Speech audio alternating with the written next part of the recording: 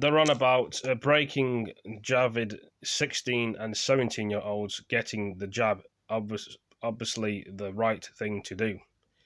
The deaths in the UK have gone up to 119 today in the UK. Don't know about Scotland, Northern Ireland, and Wales. 29,312 new infections. Health Secretary Javid. Recommendation vaccine 16 to 17-year-olds. Let's see what he says on this. Where already 9 out of 10 adults have had 1 jab, 7 out of 10 have had 2 jabs.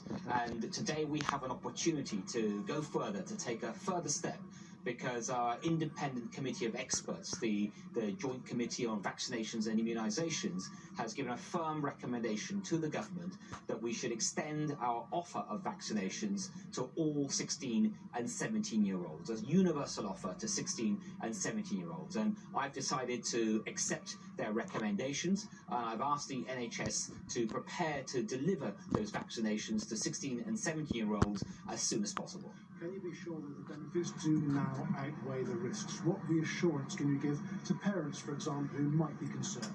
The reassurance that we can give actually comes directly from the clinicians themselves. So they've held a press conference today as well, where we've heard from the Deputy Chief Medical Officer, the head of the JCVI, and Dr. June Rain, the head of the MHRA, our independent medicines regulator, and they are all at one on this, that this is absolutely the right thing to do for all 16 and 17-year-olds. Of course, there's no compulsion in this, like all our vaccination offer. It's something for people to consider and to decide if there's something they want to do, but we want to make sure that all the best information is available and that we are doing all we can together to build this wall of defence that already has meant, for example, that there's 60,000 fewer people in the UK that have died from this horrid virus, and also some 22 million infections have been prevented, all because of our vaccination programme. And what about consent? Because 16 and 17-year-olds will need consent from their parents, won't they? And what if parents won't give that consent, but the teenagers want it? 16 and 17-year-olds won't need consent from their parents, and that's because already in the UK, when it comes to medication, 16 and 17-year-olds can decide for themselves. The general presumption is that they're just able to make these decisions, and that hasn't changed. So they'll be able to decide for themselves. Of course, they may want to speak to their parents and speak to others. They may want to speak to clinicians, and we'll be making sure that they have all the information that they need. And when are you going to roll this out, and how will you roll it out?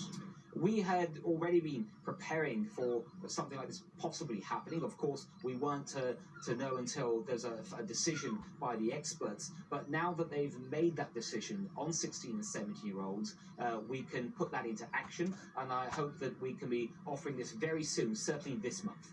And might the age go even lower?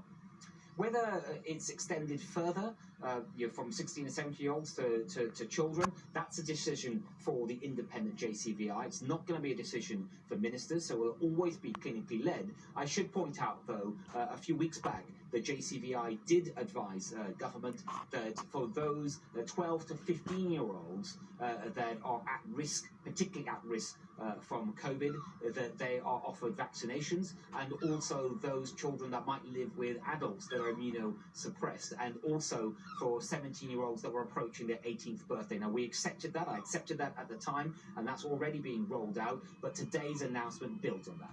And just finally, to clarify, when do you think the first 16-year-old will be able to get their jabs? How long? It will be this month. And so the way we're going to roll this out, I think, as people would expect, is working through clinicians, working through GPs, through the primary care networks. And also, we will use hospital hubs. We will use hubs like this in Bournemouth today that I visited, that I was very impressed by. And also, we'll be working through the already existing schools vaccination program, which I think will help to bolster this. Like I say, people are still dying of the virus, so there we bloody go with that news. But anyway, I better end the video, and thank you for joining me. And see you next video. Peace.